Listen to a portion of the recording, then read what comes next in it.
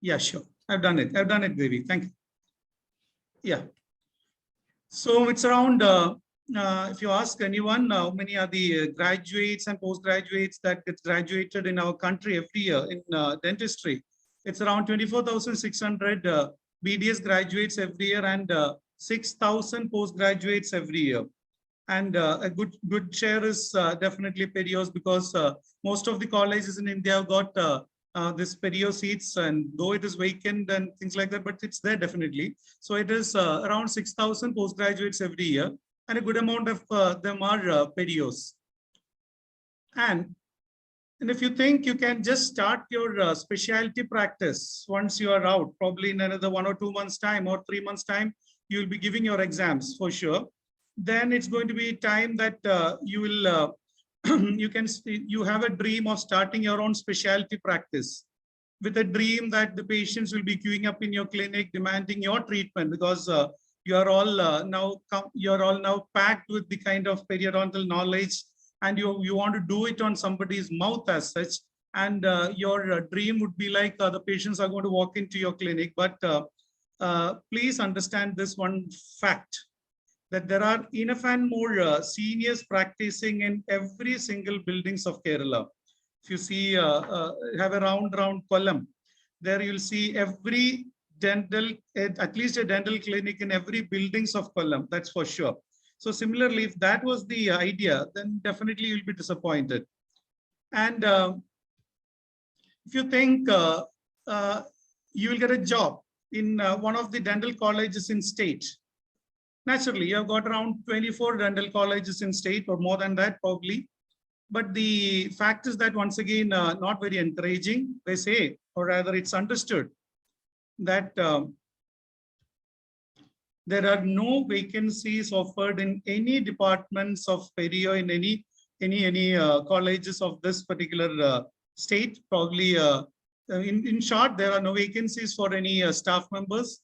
And even if you get a vacancy, most of the dental colleges in state doesn't pay salary to the faculty on time, or not even at all. So that is the scenario what I have seen across the colleges in the state. And so what I mean to say is, the last few happy hours of your life is here. So the students who are going to give your exams soon in the next 2 or 3 months time, please understand this. The one which you're going through right now in Azizia, at Azizia, you have a good round of enjoyment today night, and probably in the last few days you had traveled throughout Chandigarh and North India. So probably these were all the happiest hours of your life. And the moment your exam results are going to be out in another few months' time, the golden period of your life is going to end up there. And only thing that would be extending your good time will be the result that you have failed. Probably if you pass, then your good times are going to end up here. So, and if you think you're going to start an exclusive Perio specialty practice, waiting for a general practitioner to call you for Perio consultation, I mean to say, if at all you have got an idea that you will pass out, and the general practitioners around are going to call you to their clinic to have a visiting consultation. And if you think some patient is going to walk into your clinic seeking for periodontal consultation, like what they seek of orthodontic treatment, extractions and fillings, if you have such an idea regarding Perio, or if at all you think someone will walk into you with a complaint that they've got a periodontal pocket here and they've got bone loss in the jaws, and if you expect patients to come out to you or come to you with such complaints, please understand this one thing. I have yet to find a periodontal probe in any dental clinics in the state. Whichever clinic I've traveled or which I've seen doesn't even have a periodontal probe in their clinic. And you cannot expect the patient to have that much of an awareness about perio. So I've hardly come across any periodontal complaint of any of my patients that cannot be resolved with a simple scaling. If a patient says he has got a pocket, when the patient says they've got a foot impaction, when the patient says they've got bleeding from gums, when the patient says they've got a swelling on the gingiva, the patient says there is a swelling which is related to severe pain, like what we call as periodontal abscess. Every single periodontal complaint gets resolved by a simple scaling. Now, is that something good about scaling? I don't know. I'm not here to claim it. But the problem is, whatever the patient's complaint is, that gets completely resolved by a simple, good kind of scaling being done that solves the problem. This is one major setback what we are going to face in, or rather you people are going to face in your career later on. So for those students who are in such a big enthusiasm, such kind of an expectation, such kind of a wish to come out and do that kind of a flashy, big, stylish specialty practice, I would like to welcome you all to the world of jobless doctors. Sleepless nights, lonely days. The reason is very simple. Your parents, your friends, your colleagues, everybody had, not colleagues, I don't say colleagues, of course, not colleagues of your own specialty, but at least your friends and colleagues who were along with you in school days and college days, who thought you all have become good doctors and all those things. Now you're going to lead a very lonely life because you cannot face them at all. So welcome to these kind of situations. Now the question to you all is, if you're still alive, we'll go move forward. This one thing we have to understand about the basic the scenario of your kind of specialty, or rather any dental specialty in state right now is this. Now, this presentation has not ended up. So this is not the condition which I want to put you people into. So let's move forward. This, if this has to change, the understanding of Perio MDS syllabus needs a definite introspection. You have to have a definite clear-cut idea on what you were supposed to learn from Perio, not what you have learned from it. This is totally two different things. Your Perio textbook would have offered you knowledge, but you cannot treat, or rather treat a patient with that simple knowledge alone. That knowledge is basically what you need to have in your brain. But when it gets transmitted to your hands, or when you transmit it to a patient as a treatment, certain kind of working up has to be required in the brain. This is called applied periodontics. This applied periodontics is truly a multidisciplinary science. Not exactly an exclusive kind of specialty like orthodontics or endodontics, or to a certain extent prosthodontics. It is not so. Periodontics is not at all a subject that can be compared with any other specialty, which can be delivered in 1 month or 2 months course as a short-term course. It cannot be done. That's why it's not there. You'll get to see people teaching endodontics in 1 month or 2 months. You'll get to see people teaching orthodontics in 1 or 2 months' time, or any other specialties like gadget science. But Perio is slightly different from that aspect. If at all you have a proper idea regarding Perio, not any procedure as such. Because periodontics is a science of foundation. It's a foundation of tooth that holds other specialities. It is basically something that can be compared with the roots of a big banyan tree that is totally hidden inside the earth. But that is the thing that draws the fertilizers, water, manure, everything, which pass it on to the tree, or rather to the basic trunks, and upon which the flowers and fruits are all born. So those flowers, fruits are all prosthodontics, conservative, implantology, orthodontics, endodontics, which all have its basic root deeply inside the earth. And that portion which is deeply inside the earth is periodontics. So everybody knows about it. Everybody knows about it, but people cannot see, or people take things for granted. So we work in that particular area. So if there is any procedure that can strengthen the roots, it will definitely strengthen the suprastructures over it. When you see a particular plant or a tree with a lot of fruits and flowers on it, mind you, there is an equivalent or rather something which is more important, which is inside the ground, which is drawing the things to make the things happen on top of it. This part, unless you understand that particular aspect of it, you will not understand perio. See, when you talk about a multidisciplinary treatment, now what exactly is a multidisciplinary treatment? Multidisciplinary means when a single provider, like a general dentist or a specialist, delivers all aspects of patient's care. This is described as a multidisciplinary treatment. So it can be you yourself who is going to do all those specialities which we mentioned has been seen by everybody. Upon the periodontal background they work.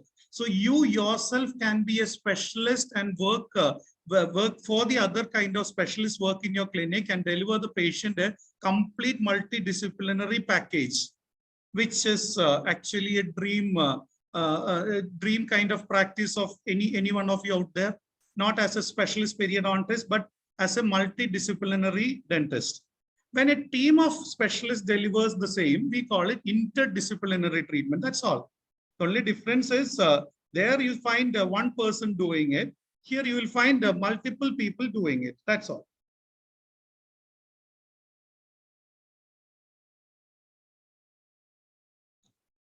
So every dental procedure is either multidisciplinary or interdisciplinary. I'll come into that. Now, why is every dental procedure a multidisciplinary? Unless you understand what exactly is this multidisciplinary approach, you will not understand what is that is expected out of you in periodontal speciality. So for example, you just imagine a kind of a simple dental procedures done in any dental clinics across across our place, or rather anywhere.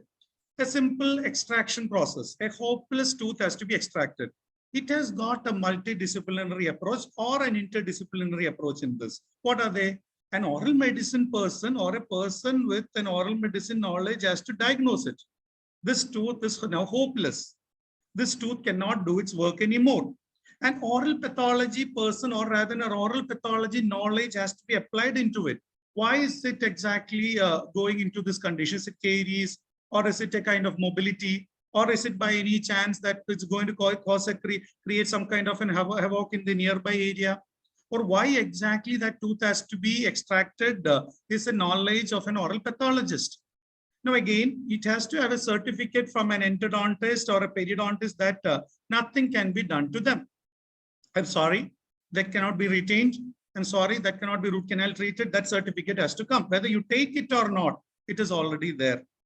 Then comes a clearance from a general pathologist or a general medicine person that, of course, yeah, this person can undergo, he's fit to undergo an extraction, has to come. Then a possible future prosthesis has to be designed along with this extraction. If at all you cannot give a better prosthesis there, then why to extract it? Once you are planning for an extraction, you should be able to replace it. So a prosthodontist knowledge comes into action. Then comes the skill of an oral surgeon. Unless that person who is going to extract is a highly skilled person, you cannot depend on that person's surgical procedure. Then definitely if you're going to prescribe some kind of a drug, we need a knowledge of a pharmacologist. Then an idea on public health, whether this teeth once extracted according to your situation, according to the kind of people around you, should that be replaced or not, or he's going to walk around without a teeth or not? Or what kind of a teeth would that person be preferring? Is he more into kind of society which bears removable denture, or is he into a society which bears only fixed dentures? All those things have to be taken care of. So even a simple procedure like hopeless tooth extraction is a multidisciplinary approach. Whether you follow it with multiple specialists or not is a different question. So it is either multidisciplinary or interdisciplinary. Yeah. See, but today what we see, generally what we see today is, a specialist behave like this. We see generally specialists behaving like this. It is like every specialist claim that they are the major portion of the major portion of dentistry. Every specialist claim that my science is the biggest science among all the other parts of or the other kind of specialization in dentistry. Whether this is right or wrong, this is left to you. Every specialist has got an opinion that their specialization is the best. Now, ultimately, when there is somebody who's going to watch from top, or rather when you see an occlusal view of dentistry, this is what the answer is. Everybody identified their own specialization as the best among the lot. And ultimately, the patient is going to lose his the real need. Being in this subject and specializing in the specialization for the last 3 years, now the question comes to you. You've been in this specialty for the last 3 years, which has been eaten away by corona. For major portion of that has been eaten away by corona, I understand, but still, were you lucky enough to have noticed some of these conditions which I am going to explain now? Just go through these conditions. Have you noticed this type of a bone loss that happened following an extraction next to one of those areas, that is an area next to the extracted tooth?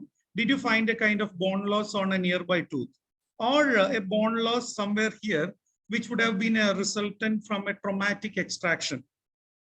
Has the extraction caused these two defects? Have you noticed this? Have you noticed this kind of defects? Or were you asked to make a single one-line diagnosis of this particular condition?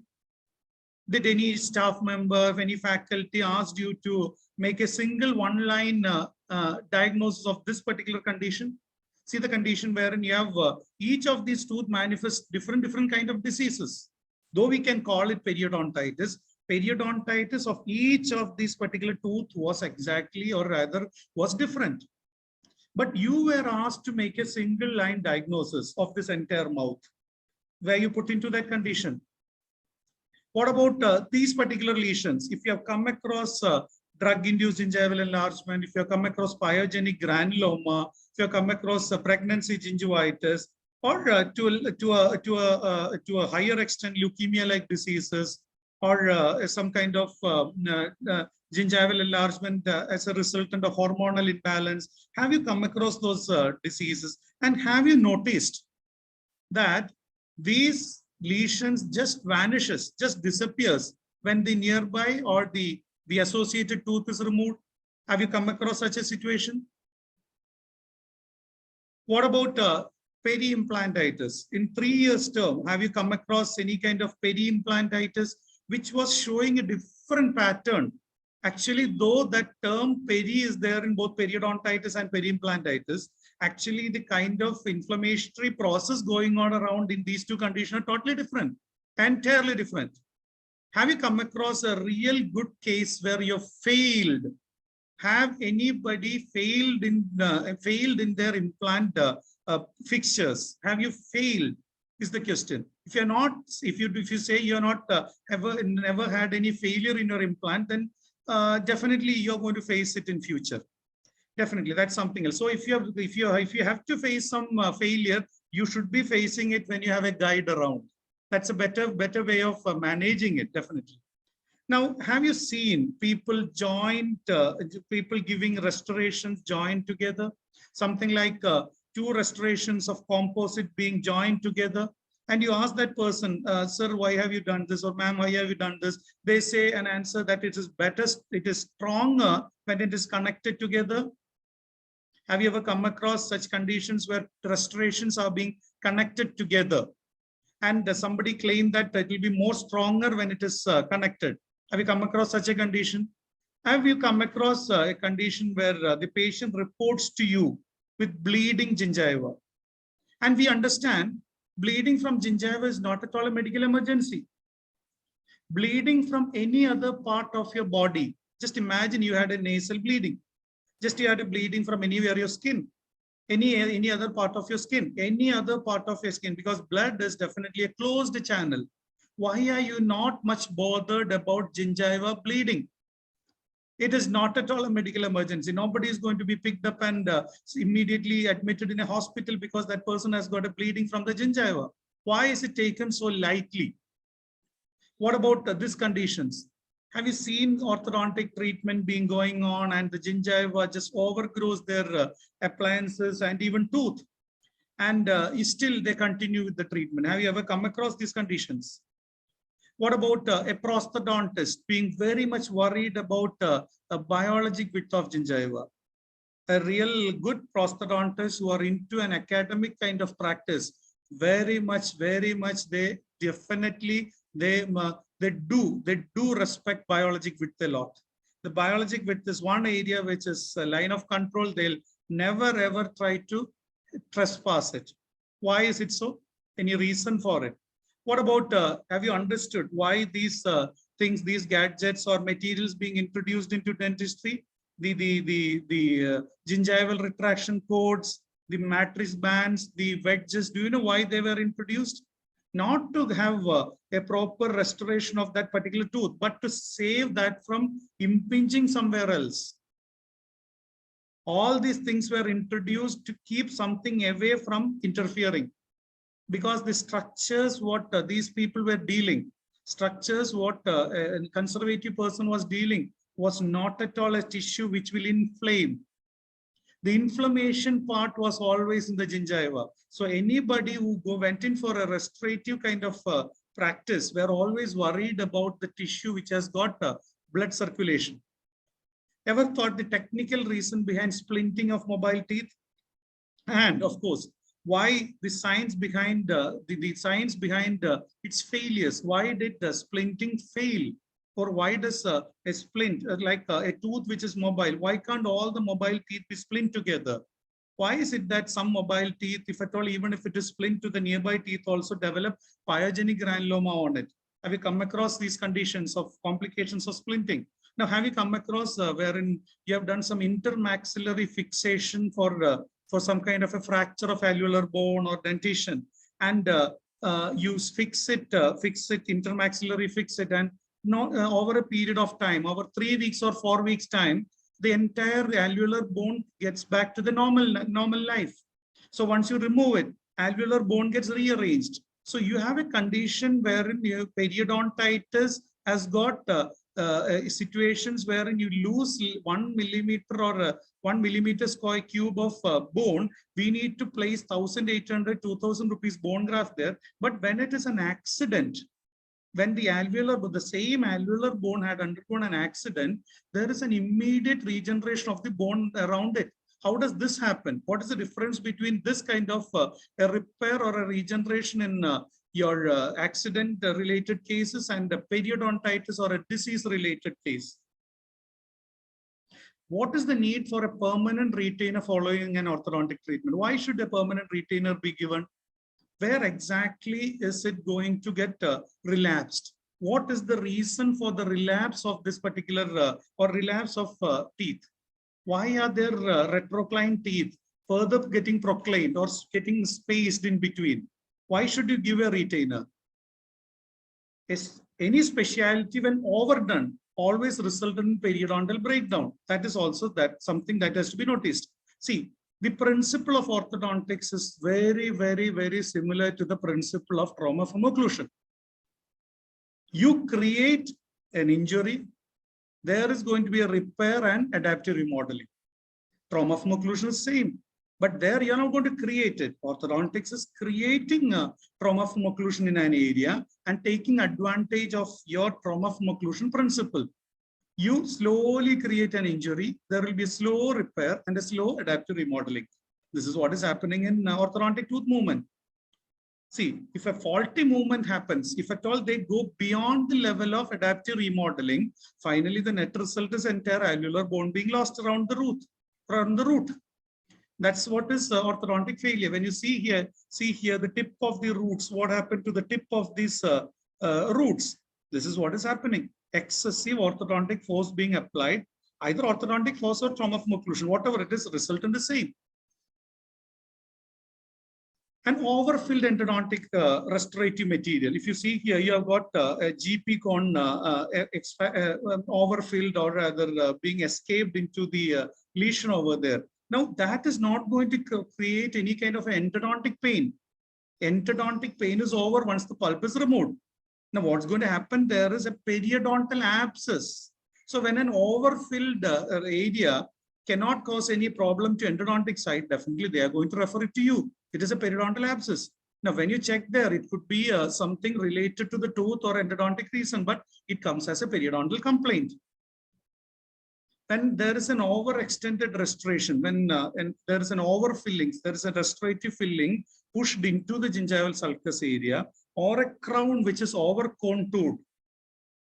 When a crown is over-contoured, that causes burden on the periodontium. So any kind of specialty, when they overdo things, that becomes a periodontal problem. See here, what is the reason for the calculus on that particular tooth? Is it non-brushing? No, it is absolutely non-usage. So near to that area, you've got multiple, you can see premolars and molars and all, which are in occlusion, properly into occlusion, which doesn't have any calculus on it. What I understand from any calculus being seen in any area of the mouth is that area is having some problem related to occlusion. So according to me, calculus is a sign of some kind of a non-working area. That is probably the reason why no animals doesn't need to brush. Their interdigitation of teeth are proper.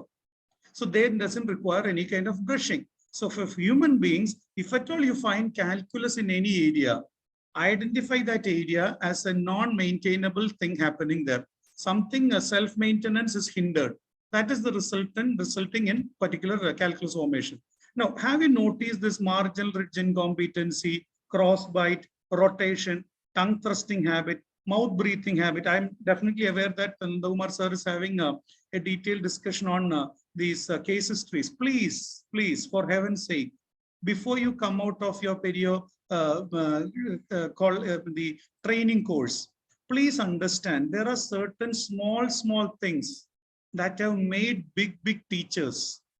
That is understanding of small pathological factors in patient's mouth, which are actually not small.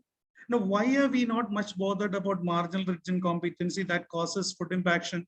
Why are we not much bothered about tongue thrusting habit that causes tooth proclination? Why are we not bothered about mouth breathing, which causes a lot of health hazards? The reason is only one. We don't have treatment for them. We don't have a simple deliverable treatment for them. So we are not bothered about it. We are very much bothered about diseases which has got treatment available with us. Unless you have a treatment option, we do not bother about it. 99% of proclination of teeth, which are treated by an orthodontist, has got a reason behind it, which are not treated. The reason is very simple. Treatment is not available. Once treatment is not available, then we don't even bother to check for it. We don't even mention it to the patient also. Now, has any of these problems which I have raised has haunted your mind during your MDS time? Has it? Or have you seen these cases? Then you are in the track of something called inclusive periodontal practice. I'm totally into inclusive periodontal practice. You are into it. Then definitely you are into a different category, not the category which I mentioned in the beginning of having sleepless nights and lonely days and things like that. You are into something which will pay off, definitely. So with that, I'm coming into that core part of application of interdisciplinary periodontics. Now, how are we going to apply this particular interdisciplinary periodontics knowledge, what we have? Now, exclusively dental specialties can be divided into three: diagnostic dentistry, restorative dentistry, and surgical dentistry. And when you see these three kind of dentistry, they are all interrelated. As we mentioned about a simple extraction has got all the multidisciplinary approaches to be done. Similarly, these particular three kind of dentistry has got an interrelated factor, and periodontics is an area-specific specialty. Periodontics is an area-specific specialty. It is not just the science of alveolar bone. It is not the science of periodontal ligament. It is not the science of cementum. It is a science of that entire area. Whatever goes wrong in that area is definitely a problem associated with that particular specialty. Whether prosthodontist created it, whether orthodontist created it, it's immaterial. Definitely this particular thing, this particular specialty is an area specific specialty. And it has got an application in diagnosis, it has got its application restorative, it has got its application surgery. See, this idea of mixing and matching it and using it is a personal choice. You are going to completely dependent upon this particular science on one particular procedure like flap surgery, like gingivectomy. Okay, fine, go ahead and do it. Your kind of dental service will be limited. If you're going to mix and match this particular knowledge of that particular area, of a particular area, then definitely this choice that makes this subject inclusive. The subject, the periodontics becomes inclusive, and definitely you will turn exclusive. There will be only one of your kind. If you're going to make a very judicious approach in making this idea of mixing and matching every specialty into perio, I assure you, your kind of person will be only one. Yeah. So just see this particular case of conservative periodontics. If this patient had come to you, the photo on your left side screen, if this patient had come to you seeking for a treatment for gap in between his teeth, the patient comes with a complaint of a space in between his teeth, what you would have done? Definitely you would have gone in for an orthodontic treatment, advised orthodontic treatment, or you would have advised composite restoration. This patient was definitely advised composite restoration. But the mix and matching principle, that made you think, why don't you go in for a proper gingival contouring first, then give a restoration? This is the idea which I'm talking about. See, in that particular condition, we went for it, and see this particular person, after being treated by gingivectomy and gingivoplasty, see, it became something like this. See the fantastic gingival contour around the teeth which are having spacing. Probably that spacing has been shown out a little more, or rather that has become a bit more expressive, but still there is something beneficiary here. The patient has got a better periodontium around wherein you're going to place this restoration. See now, this particular area, the one on top, on the left side top, has become something like this, what is being seen in the next two photographs, and then go in for a composite restoration. Then go in for a restoration. This is what I'm talking about, an inclusive kind of interdisciplinary approach periodontics.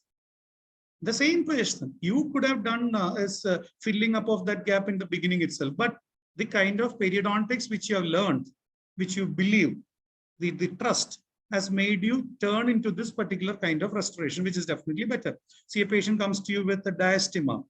His gingival pseudo pockets are very much visible. You see those lateral incisor, canine centrals, you see pseudo pockets there. You don't want to place a composite restoration on top of a pseudo pocket. So what did you do? Or what are you planning to do?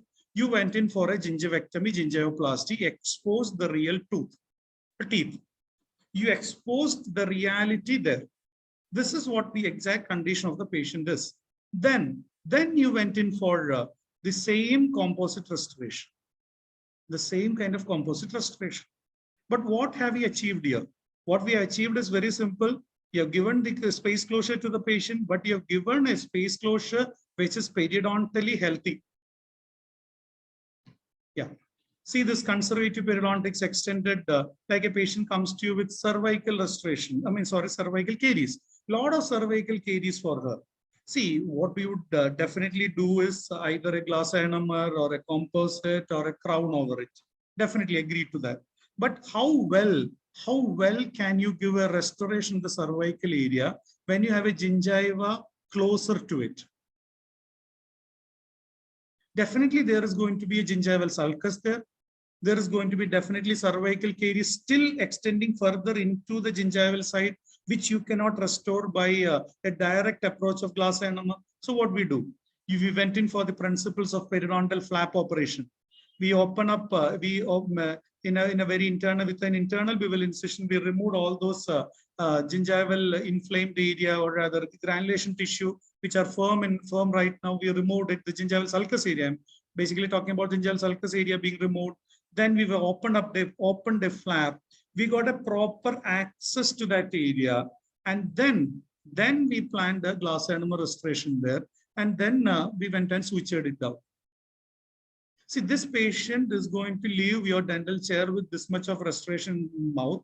Not just that, his black color, her black colored teeth has become white.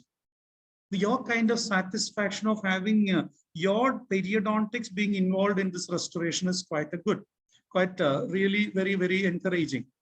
See, now a person with a resorption, an external resorption related to an orthognathic treatment being done for her. And the answer was extraction of this tooth. And this person was operated by flap surgery. Flap was raised in that region. And we went in for a glass enamel restoration of that canine. And we placed back that flap and sutured. And she is still carrying it after 15 long years. This particular X-ray was recently taken. This is not the X-ray of 15th year. This was second year X-ray. This is being taken, and this glass enamel was shown to have integrated with the bone around it. So it's not, the happiness is all about a perio being included into it, which makes it definitely an inclusive kind of practice and an exclusive kind of periodontist. See, a person with these kind of restorations. So this is a prostoperiodontics. Now, what is prostoperiodontics? It is like this particular prosthesis, or rather these crowns were looking horrible for her. Anything be looking good for that person, which is horrible for us, doesn't matter. But anything which is looking good for us is horrible for the person who is having in the mouth is definitely horrible. So this person didn't like the kind of the crowns which that person is having. Now, what exactly is the problem with the crown? That crown should have been slightly longer, her gingiva was more visible. Fine, go ahead. So we went into some kind of a treatment where we did some kind of gingivectomy, exposed some more root surface, made it a very good round contouring of the crowns over there, and a temporary crowns were given. These were temporary crowns given immediately, and see the result. We could place a better looking teeth, which are exactly the way it was prior to her, before she placed these particular crowns. These were the kind of teeth which she was having. We could turn it into these particular crowns without elongating her teeth too much incisively, because we did some amount of gingivectomy on top and made it properly more and more patient compliance, which is more patient satisfactory. And we could make a smile which is much better than what she had before. And these particular photographs are being sent to me by she herself. So she could, her smile could be designed by us with the kind of periodontal knowledge what we have about gingivectomy and gingivoplasty and depigmentation, all those things what we learned in Perio. Not exactly these things what we were directly taught. See, a prostoperiodontics continuing. So you can see some kind of a periodontal problem over here, and the patient's designing of this crown wasn't good. So we went in for a small, other than just giving her a new crown, we went in for a small gingivectomy, some extension of a gingival margin, made it slightly more expressive and probably better, and see the kind of crowns we could deliver with it. We could deliver better crowns, that is okay, fine. That a prosthodontist or anybody can do, that is their speciality. But our prosthodontist could deliver a better crown because we gave a better gingival contouring. See now, this simple case that comes to you for an exposure of canine for an orthodontic treatment. You can apply a lot of your periodontal knowledge here, and we can create a tunnel through which the tooth can be erupted out. This work is going on, and it was just done recently. Definitely somewhere in between in next interdisciplinary thing, I'll be coming out with the way this particular tooth the tooth could be erupted out in a guided manner. And see, again, orthoperiodontics continues. See, after any orthodontic treatment, let it be a complete full mouth treatment or a complicated treatment, whatever it is, a periodontal reference has to be given, which definitely lacks. No orthodontist wishes or no orthodontist want their patient to be seen by a periodontist, at least around us, because a periodontist will definitely find some fault in an orthodontist job, definitely. Because as I already told you, this is actually a principle of trauma from occlusion shared as a pathology and shared as a profession.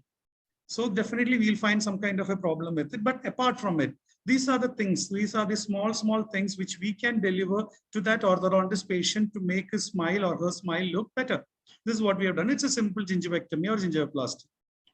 And even extractions like impaction, when it comes to conditions of impactions, there are a lot of periodontal knowledge that can be applied here. See, when a tooth which is very closer to the nearby molar has to be extracted, when a tooth very close to the next molar has to be extracted, you have to be very much worried about that periodontal pocket which has already formed there. You see the first picture, the clinical picture, you can see a periodontal probe almost completely dipping into that periodontal sulcus area. So that means there's a deep pocket there. Unless you address that particular thing, you just think about somehow removing that aid from there, you are definitely going to land up in a condition you will have a distal molar pocket. So what is to be done? From a periodontist point of view, definitely once the tooth is removed, a very good suturing that will definitely create a tight gingival sulcus in that region has to be done. So this is one reason why distal molar surgeries are being taught to us, not just to do a flap surgery.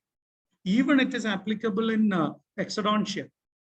See here, cases of hemisection. Just half an hour before also, I had a discussion with one of my passed out PGs on doing a hemisection on a case which that person has done an endodontics and failed.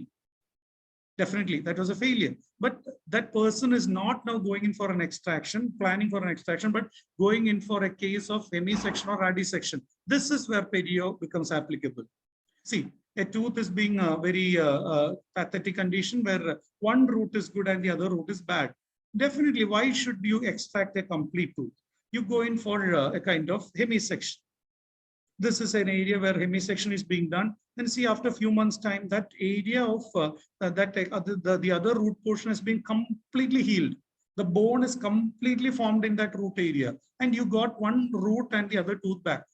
Definitely, we could have thought about implantology there. We could have thought about placing implant there. It's not that we don't know to place implant, but just because you know to place implant doesn't mean that you have to place implant everywhere. Perio comes first. Unless perio fails, don't think about implant. This is something wrong. Unless you're so confident about your perio, you cannot think about all these things. That is true. That is where we are working on it. So see the condition where a person was somehow very much assured about endodontics and treatment was given, but finally there was still pain in the periapical region. Endodontist people asked us to do some kind of a reimplantation procedure. And anybody sitting over the seniors will be knowing a root canal treated tooth has to be extracted is definitely a job of hell. Anything can go wrong. It can fracture, but definitely take a chance. If you are good enough, if you're good at extractions, multidisciplinary approach, think about it. We removed it. The periapical area was slightly episectomy was done. Then we placed it back and that area quite healed. And surprisingly, the patient never complained of pain. Immediately 2 or 3 days, it will be there. Then after that, it never showed any complaint.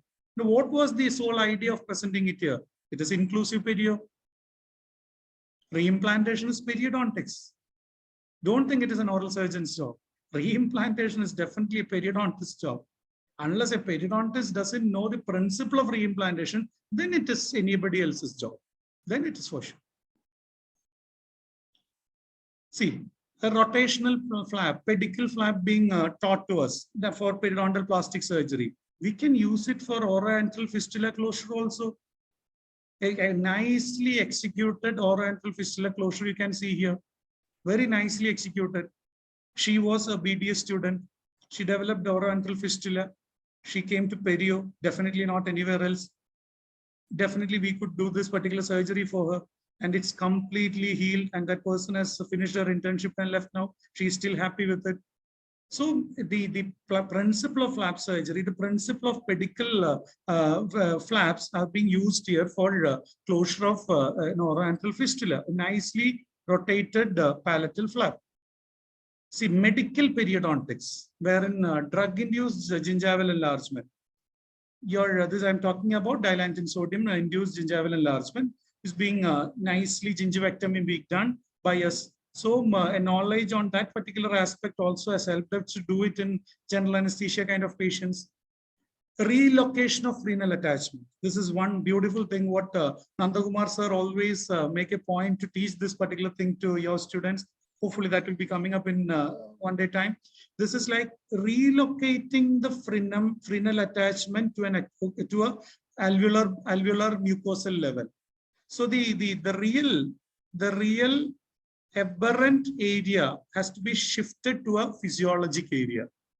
See, the aberrant area is between that particular teeth, and there is an attached gingival zone and a harmless portion on top. So we plan for removal of that single area which is aberrant. And why not we retain back the alveolar mucosal area of attachment of frenum? Let it be there. What is your problem? See, nicely being done, a frenectomy being nicely executed where we left out the alveolar mucosal portion of frenum and the attachment is in the mucosal region and the rest of the aberrant area is being nicely resected out. And see here, implant periodontics. An implant being exposed, we mobilize the principle of plastic surgery with a nice window being opened in the palate, nice graft is being obtained from there.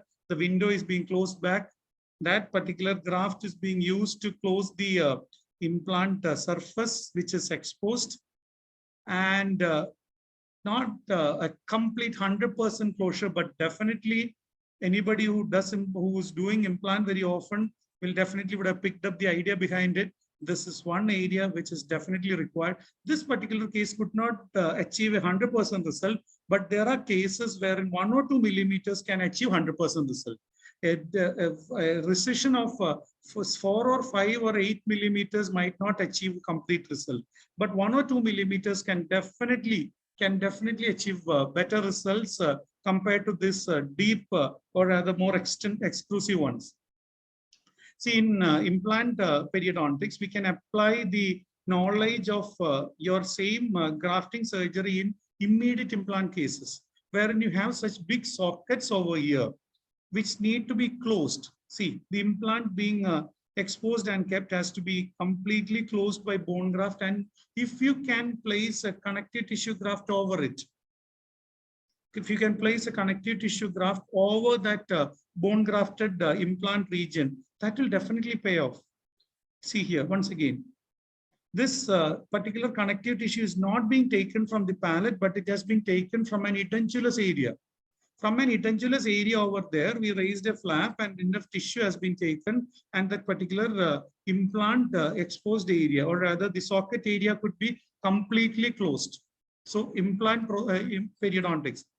Now, the core part of my presentation is surgical clinical crown lengthening procedure. Dear students, you don't know anything in perio, that is okay, pardon. But this one particular thing, if you know, it will definitely pay off. Definitely. This is going to become the bread and butter of your family for sure. If you know the surgical clinical crown lengthening procedure, it's an unlimited world of possibilities in restorative periodontics. I'm just a fan of this particular procedure. See, pseudo pocket elimination, as you all know, creates wonders. Pseudo pocket can create very good smile. So whichever area you have pseudo pockets, you identify. This is also a surgical clinical crown lengthening procedure. But the difference is, in a pseudo pocket, you will be eliminating the gingival sulcus area or the free gingiva. Pseudo pocket, you are not touching attached gingiva. In a pseudo pocket removal, you are not touching attached gingiva.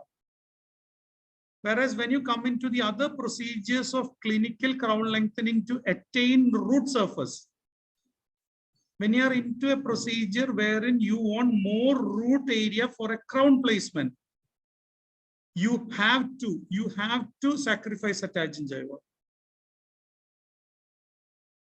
We have to sacrifice attached gingiva and even bone. See a case where you have something called as a root stem that has to be extracted. We can definitely create two vada. That's what this particular procedure is called by our friends and students. We create one or two vadas and we remove that gingiva from there. Make the bone is being contoured very well and suturing is being done. See the amount of the tooth as being re-achieved, or rather we could achieve that much of tooth surface. This is only because we could, or rather we were able to sacrifice attached gingiva. Unless you do that, there is no gain for it. It will regrow. See here, a completely gone tooth. You cannot think about that root being used anymore further. That area we could design it very well, and something like a martial art instrument design is being removed, tissue is being removed. We could achieve good amount of tooth structure from that as well. In this one contest, I would like to tell you one of my friends who made a comment. When you ask a passed out student, how well are you practicing? They definitely say, yes, sir, it's going on well. Now that fact, that particular statement of well is conditioned applied. Unless you have a knowledge of these particular procedures, how many root stems that person would have extracted of and would have placed a removable partial denture in this case, where you don't have a distal molar to it. They could have just simply extracted it and they would have placed an RPD. We went in for crown lengthening only because of your periodontal knowledge. Only because of your periodontal knowledge. See here, this particular, if you see the bite of that patient, you can see, you can definitely appreciate how much of tooth structure has been regained here. And see the design. See the design of that tissue. That tissue is so well designed and removed, and then bone is being removed, and wonderful suturing is being given. We could gain such a good amount of tooth structure from that area. It should have been otherwise just a simple extraction. See another design of a spear or something, then crown lengthened, and we could achieve very good amount of tooth structure that can go in for good crowns, definitely. See here now, another design of crown lengthening. Tissue is being removed like this. Attached gingiva is being removed. Definitely you have to sacrifice it. Either you sacrifice attached gingiva or you sacrifice tooth. This is the question. So if you are going into a sacrificing attached gingiva, you will get enough crown. You can retain this tooth for another few or 5 or 8 or 10 years further, or you go for extraction of that tooth. That is your choice. Your choice. Absolutely your choice. I'm not going to say anything upon it. And see here. So the answer is do not give up. A portion of root can create wonders. And this procedure, if at all these procedures are well executed. See this case, which would have definitely been just extraction of all the 4 incisors. Now what have you seen here? What are you seeing here? You're seeing wonderful teeth which can hold any number of crown for any number of years. For sure. This can definitely hold this particular crowns over it for years together. See here, another wonderful design of the gingiva being gingiva to be removed. See how much of tissue has been removed from there. And we could achieve a good amount of tooth structure as well. See here. All these teeth were root stems before. Right now, if you see that area, they are all having enough of tooth structure to place FPDs, or rather crowns. See, that area is now ready for a crown placement, which would have been just simple extractions if at all we had considered exodontia directly. So interdisciplinary periodontics is a vast area. It has got as much as you can imagine, as much as you can dream. That much big is interdisciplinary perio, systemic periodontics, pregnancy periodontics, iatrogenic periodontics, aesthetic periodontics. So as much as you can design, as much as you can dream about a particular subject, that much you can design this particular, mold your speciality into a more better yielding thing. Existence of dentistry is existence of teeth. Existence of tooth is existence of its root. Unless you have a root, the tooth doesn't exist. Definitely. So periodontology is the science of existence of dentistry. If at all somebody has got teeth in his mouth, that simply means they just got root.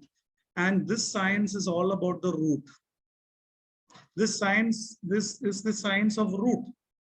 Clinical periodontists who have understood periodontology as an interdisciplinary or multidisciplinary science would exist here. Rest are all the first category, the category which I mentioned in the beginning. You are all going to become jobless. You're all going to become, you're going to sleep, you are going to have sleepless night. You're going to be lonely for sure. If you apply your knowledge slightly into this inclusive nature, your general practice is going to yield you whatever you want. Dear postgraduates, do not get contained into that MDS certificate. Please, MDS certificate will not do anything good for you. We had all got the certificate 25, 30 years ago. That certificate as such has not done anything for us. Do not value it beyond the license. It's just a license to practice. What are you going to practice? What are you going to practice is solely dependent upon your dreams and your imaginations, your aspirations, your kind of your wish to become something in life. It's whatever is being taught to you in 3 years of MDS training. This was just the base of what you're supposed to do in future, but not exactly what you should be doing in future. But manipulate it in such a way that we'll make it inclusive with every other science and let's grow together. You may be having a better periodontist inside you. Please understand this. You understand that periodontist inside you, and that periodontist will have a better responsibility to do it also. Please understand the periodontist inside you. Don't just be another periodontist. Be the best one among them. Scope lies where demand is. Make demand of yourself. You have to make it demand. Ask yourself how worthy I am. Am I worthy of treating a patient? Why should a patient come to me? What is that I have something extra? What is that I have in basic that a patient should come and seek from me? That you should be asking yourself. This is all what we teachers could do. We'll just set a vision to view things better. We cannot come along with you because my department is now crossing 30 postgraduate. Now, I personally or my colleagues cannot personally come and sit with you in your clinic or in wherever you go and teach you things. This is all over in 3 years' time. But we have set a vision inside you. We are definitely following it up. Any students sitting over there are my postgraduate students. It's not that they did post-graduation in my department or some other department in state or country. Anybody who's doing a post-graduation in periodontics are my students. So my idea is to create a vision inside you. Then what is to be done upon it, that you decide. So the entire thing has been presented in a very nutshell, in a capsule form to you, but hope you understand the idea behind this particular presentation. The topic being given to me was interdisciplinary periodontics, but I have taken it to a slightly different level, which is my favorite, and hope this was what expected out of me, that I think every year I used to come over there and take blessings directly touching the feet of Nandakumar sir. This time I could not directly do it, sir. With all regards to you, your team, Nandakumar sir, Patmuvar sir, Devi, Hari, and they're all doing wonderful job of this rapid review course being continuously being conducted in their college, and hope it will continue. And sir, seeking your blessings and your wonderful gesture being enjoyed, hospitality being enjoyed from this far.